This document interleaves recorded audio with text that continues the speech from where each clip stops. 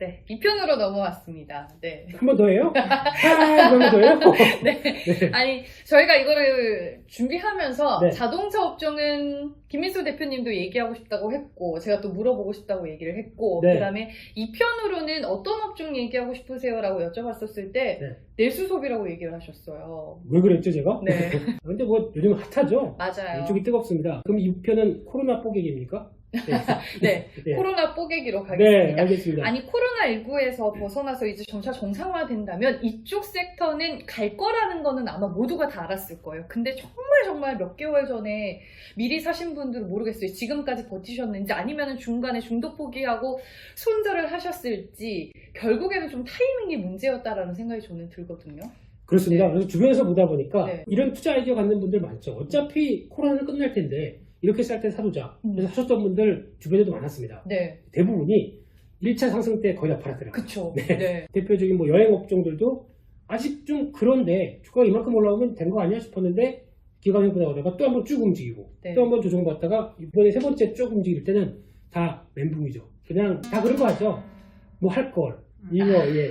아 그때 그냥 하고 있을 걸. 그리고 뭐 더 살 걸 네. 뭐 이런 거. 뭐 제일 싸게 사셨던 분들은 거의 뭐 2.5배 나올 수도 있었는데 그냥 뭐 그건 다 지나간 얘기고요. 네. 그래서 그냥 소주잔에 묻히는 아름다운 이야기로 네 그렇게만 남아 있는데 근데 지금 냉정하게 생각했을 때 지금 물론 이제 다 좋죠. 뭐 면세점도 그렇고 지금 여행주도 다 그렇고 그런데 중요한 거는 지금 가격대가 코로나19 끝나고 지금 완전히 정상화가 돼서 우리 막 예약하면 금방 갈 수 있는 이런 주가가 와 있습니다. 네. 이거는 말이 안 되죠.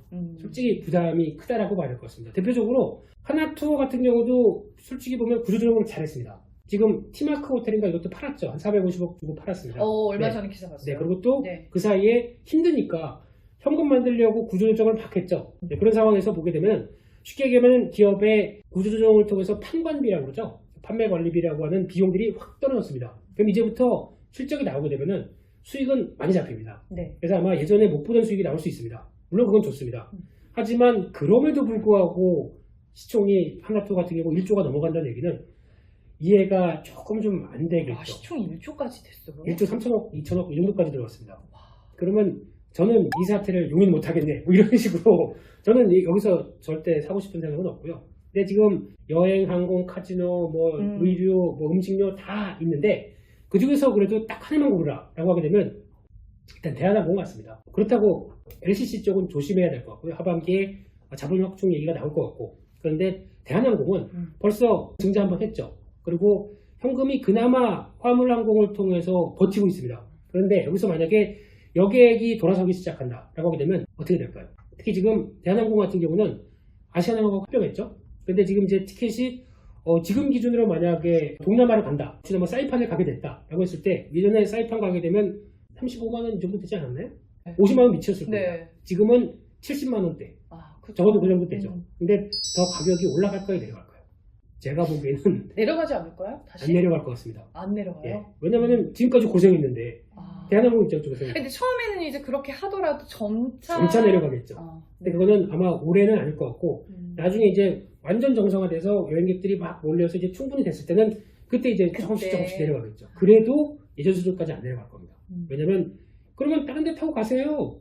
없네? 이럴 거니까 뭐 아시아나항공도 대체할 게 없고 다 자기네 바운더리 안에서 그러면은 이제는 여기 가지고 충분히 뽑아 먹게 되면 이렇게 표현해서 죄송합니다. 그렇게 되면은 지금 보여주는 위상이 그대로 실적에 나온다라고 하면 대한항공은 괜찮습니다. 근데 나머지는 잘 모르겠습니다, 솔직히. 실적을 봤을 때 화물은 계속 좋았는데 여기 이제 여객까지 돌아서면은 네. 대한항공 좀 약간 독보적인 그럴 부분이 있다. 그럴 항공 겁니다. 내에서는. 그러니까 승자의 독식이라고 그러죠, 이게. 네. 그런 쪽은 바라보되 주가가 근데 최근에 이만큼 올라가는데 거기다 사긴 좀 그렇죠. 네, 기다리면 맞아요. 또 가격대 들어오지 않을까 싶습니다.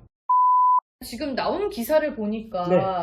그 인천국제공항에서 면세점 영업을 재개한다고. 네, 제기합니까? 네, 오늘부터.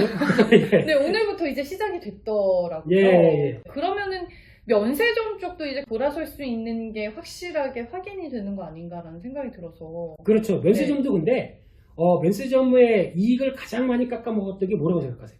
임대료? 임대료 첫 번째 중요한 겁니다. 네. 임대료 일단 인천공항 임대료 많이 깎아줬죠. 네. 그래서 거기서 일단 비용이 줍니다. 또 두 번째는 매출이 나오면은 만약에 호텔 신라 같은 경우 면세점에서 매출이 이번 달에 만약에 100억이 나왔다. 그럼 100억을 다 비용 빼고 다 수익으로 못 잡는 대표적인 이유가 돌려주는 게 좀 있습니다. 따이공 분들 오시면은 쉐쉐 하면서 와주셔서 감사합니다. 이분들이 사가는 것만큼 이만큼 페이백하는 이게 상당히 많죠. 그래서 고질적인 문제가 아마 면세점 업계 쪽에서 영업이익률이 너무 낮다. 다른 해외에 비해 너무 낮다라는 쪽이 많이 얘기됐었는데 근데 이게 정상화되기 시작하게 되면 많이 바뀌겠죠. 근데 이번 같은 경우 보니까 시내 면세점 쪽에서 이 부분이 사라지면서 실적 그대로 반영이 됐습니다. 그러니까 이런 수수료 페이백 되는 게 없죠. 그러다 보니까 잘하면 흑자 나오지 않을까 싶었는데 260억. 이번에 호텔 신라가 나오고 보니까 면세점도 이제 좀 체질이 바뀌는 쪽으로 나오고 있는데 중요한 거는 그래도 예전에 보여줬던 면세점 하게 되면 황금알을 낳는 거위 그러면서 고퍼를 이만큼 줬던 부분들은 많이 사라질 것 같습니다. 맞아요. 그렇기 때문에 너무 면세점에 대해서 저는 긍정적으로 안 보고요. 그래도 면세점 종목을 보겠다라고 하면 딱 하나 생각나는 게 있습니다. HDC입니다. 네, HDC는 현대산업개발이죠. 여기서 신라 면세점과 손잡고 만든 게 HDC 신라 면세점 이쪽이 있는데 HDC는 좀 주춤했는데 그래도 면세점 쪽에 다 움직이는데 얘만 안 같더라고요. 관심 있게 봐야 되지 않을까 라는 쪽에서 항상 저는 틈새를 훅 일단은 뭐 업종 섹터가 좋으면 그 안에서 덜 오른 종목들을 찾아가는 게 투자자분들 입장에서는 덜 부담스러울 것 같은데 그러면은 내수소비 이 업종에 대한 전략 그리고 종목에 대한 전략 팁을 좀 더 주시면 그래서 가장 큰 관건은 백신 접종률이 여름 때까지 해서 얼마큼 빨라질 것인가. 근데 제가 보기에는 생각보다 빨라질 수도 있습니다. 왜냐면 저도 빨리 맞고 싶거든요. 그렇죠. 뭐 맞고 싶으세요? 그런 거 얘기해도 괜찮아요. 선택권이 없습니다, 저희한테. 맞아요. 남는 거 그냥 빨리 예약할 수밖에 없는 이런 현실인데, 근데 이제 중요한 게 그렇게 속도가 빨라지게 되면 올해 안에 이제 여러 가지 집단 면역으로 갈 수 있는 분위기는 되겠죠. 그러면 그런 과정 쪽에서 내수 소비지에 대해서 이제 막 열광해서 다시 보자라는 게 아니라 많이 반영했습니다. 밸류는 많이 비싸졌다. 라고 생각하시면서 선별해서 들어가자라고 봐야 될 것 같고요. 그런 쪽에서 좀 안 간 거, 그나마 좀 덜 간 거. 항상 저는 투자에 대해서 그렇습니다. 맞아요. 약간 HDC 같은 개념의? 좀 그런 걸로 찾아봐야 될 것 같은데, 하나 눈길이 가는 건 그래도 좀 신고가 강하게 돌파 못했다라고 하는 거는 한번 말씀드렸었는데, 한국공항. 이쪽은 사람들이 또 왕래가 나오기 시작하면서 공항의 하역 서비스, 또 그 물건을 싣고 내리고 하는 것부터 또 이제 케이터링이라고 그러죠.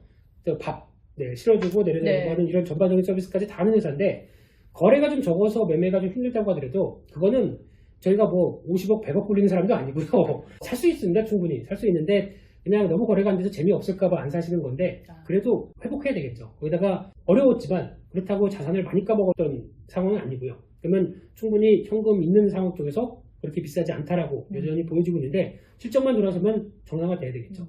그리고 또 정상화됐을 때 많이 나오는 얘기가 이제 피부 미용 다시 생각해야 되고 뭐 이빨 치료도 다시 해야 되고 뭐 그러는데 그런 흐름을 봤을 때 최근에 클래시스라고 하는 미용기기 같은 경우도 올라가고 있고 그래도 왜 휴젤 같은 경우는 안 할까요? 보톡스, 필러 이쪽에 뭐 메디톡스나 뭐 대웅 같은 경우에 아직 여러 가지 논란도 좀 있다고 하더라도 꿋꿋하게 가는 쪽은 휴젤입니다. 미국 쪽도 잘 안착한 것 같고 뭐 중국 쪽 얘기도 잘 돼 있고 그러면 이쪽도 이제 슬슬 가야 되지 않을까요? 그래서 좀 덜 갔다라고 하게 되면 이미용 쪽에는 보톡스 또 좀 필요하죠. 저도 웃지 마세요, 정연 아나운서님. 해줄 것도 아니면서 아니 근데 제가 알기로는 이쪽 미용 쪽도 코로나19 영향을 생각보다 저는 덜 받은 것 같아요. 생각보다 피부과 이런 데 가보면은 조금 주춤했었던 때가 있기는 했지만 그럼에도 불구하고 빠르게 회복이 되고 여전히 사람들이 많긴 했었어요. 근데 여기서 저희가 미용기기를 볼 때 관련된 뭐 부품이나 뭐 장비까지 다 생각하게 되면 내수를 기반으로 했던 회사들이 아니죠. 중국인 위주로. 그렇죠. 중국, 미국, 브라질, 뭐 남미 이런 쪽으로도 많이 뻗어나가서 이제 막 법인 세워가지고 뭔가 해보려고 했던 회사들이 상당히 많습니다. 근데 여기서 지금 다 스톱됐죠. 대표적으로 뭐 디오라든가 다른 회사들 같은 경우도 바텍도 마찬가지고요. 올 스톱됐던 부분들이 이제 올해부터 약간 개선되기 시작하다 보니까 뭐 오스템 임플란트보다도 오히려 그런 쪽이 영업망을 확충한다 그러면 훨씬 더 낫겠죠. 그래서 바라보면 그런 회사들을 바라보는 게 좋은데 오스템 임플란트는 또 인적 분할을 한다네요. 어떻게 될지 모르겠습니다만 근데 이런 치과 장비 쪽들도 지금은 워낙 백신 속도가 신흥국은 좀 느리지 않습니까? 그러다 보니까 하반기 때 백신 속도 올라오는 거와 타이밍을 맞춰서 움직이시게 되면 딱 좋지 않을까 이렇게 바라보고 있고요. 그냥 저희는 해외입니다. 한국은 좀 작습니다. 그렇기 때문에 해외 쪽으로 활동하는 기업들 화이팅! 그러면 먼저 미국을 네. 보고 그 다음 하반기에 중국을 보면 괜찮은 건가요? 먼저 백신 속도가 나오는 유럽하고 이제 미국 이 주축을 해서 어느 정도 성과가 나오기 시작하게 되면 이제 그다음부터는 신흥국 쪽으로 변화 나올 때 그때는 같이 연결될 수 있겠다 이렇게 바라보고 있습니다. 네, 궁금한 거 알겠습니다. 하나요. 네, 말씀하십시오. 화장품주랑 의류주들도 네. 최근에 많이 올랐잖아요. 네. 근데 그에 대한 김민수 대표님의 생각은 어떤지. 발라보고 하고 싶은데요. 의류 대 화장품. 네, 근데 화장품 쪽은 밖으로 나가면서 이제 나오는 변화가 뭐 색조 얘기 많이 하는데 색조 쪽 뭐 그렇다고 저희가 아는 브랜드 몇 개 없죠. 뭐 클리오부터 상장하는 회사들이. 근데 제가 느끼는 거는 일단 그 사이에 중국은 많이 컸습니다. 그리고 또 요즘 들어보니까 MZ세대 좀 앵커님보다 얼마 안 어린 조금 작은 비슷한. 비슷한 동년배들은 네. 예전보다 브랜드 충성력이 많이 없더라고요. 맞아요. 네. 유행마자 많이 쫓아갑니다. 이미 변화가 진입 장벽이 좀 낮아진 많이 상황에서 낮아졌죠. 네. 너무 이게 변하는 트렌드가 빠르다 보니까 좀 대응이 쉽지 않다. 네, 그래서 만약에 그렇게 되면은 그나마 그래도 기본은 거의 비슷할 거 아닙니까? 그러면 그 기본에서 뽑아내서 뭐 브랜드별로 달라준다. 그러면 오임 업체들이겠죠. 그러니까 그게 제일 낫겠다라고 보여지고 있는데 네. 그 이상은 너무 다변화돼서 잘 모르겠고요. 네. 의류 쪽은 딱 하나 이제는 브랜드력인 것 같습니다. 그러니까 이제 브랜드 파워가 상당히 커졌다라는 쪽으로 화장품이랑 그러면 완전 다른 다르네요. 거네요. 다른 쪽인 것 같습니다. 그러니까 특히 트렌드가. F&F가 성장하는 가장 큰 배경은 MLB가 중국 사람들이 대부분 이게 한국 브랜드인지 잘 모른답니다. 뭐 안다고 하더라도 그냥 어디 영상에서 봤는데 되게 이쁘더라. 모자 이쁘더라. 이런 걸 시작해서 모자가 이쁜 줄 알았더니 옷도 파네. 그러면서 옷 사고 신발까지 이제 사는데 여기 브랜드에 디스커버리라는 것도 있네. 뭐 이러면서 이렇게 확산되어 나가는 이런 과정이죠. 그런 쪽으로 봤었을 때는 브랜드에 따라서 파워가 커지니까 우리 그를 따라가는 게 맞겠다고 보여지고 있는데 F&F는 솔직히 사고 싶습니다. 사고 싶은데 지금 주가가 40만 원대다 보니까 이걸 사느니 기아를 몇 주를 사나 이런 생각이 들죠. 네, 그냥 아주 단순한 초보 주린이다운 생각처럼. 네.